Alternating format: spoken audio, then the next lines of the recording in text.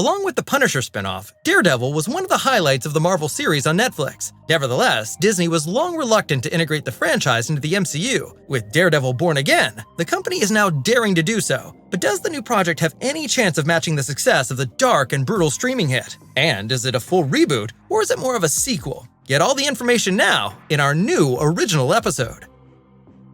The new series was first announced in May 2022. Fans of the concluded Netflix version were pleased to hear that lead actor Charlie Cox will also play the eponymous hero in the MCU. Vincent D'Onofrio was likewise confirmed as Kingpin once again. Both have since appeared in various MCU projects. However, this also raised the question of how the two series actually relate to each other. Is Daredevil Born Again simply a sequel, basically a season 4 of the old series, or is it a full reboot that still features the same actors? Disney was secretive and stated that it would pick up on parts of the Netflix version, retell some of it, but disregard other parts. Further characters such as Karen Page, Foggy Nelson, and the Punisher were not expected to return for the time being.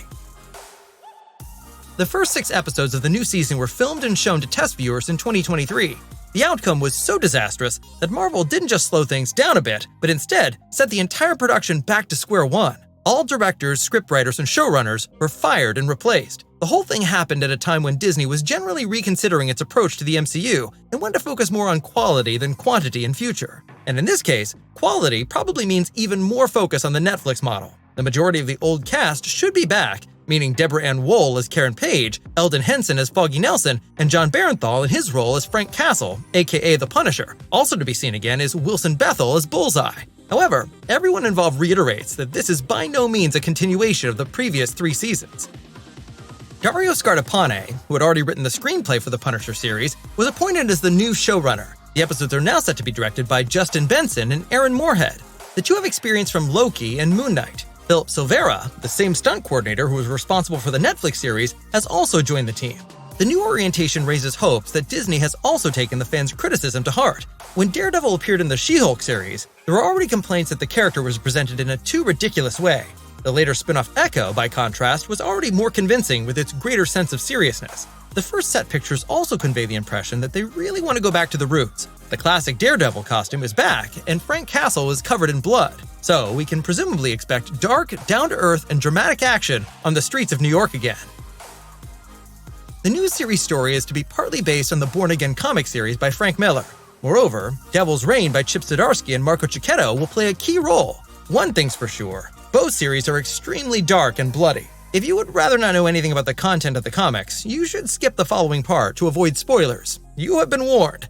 In Born Again, Karen Page has become a serious drug addict. In order to keep financing her addiction, she sells the true identity of Daredevil to Kingpin.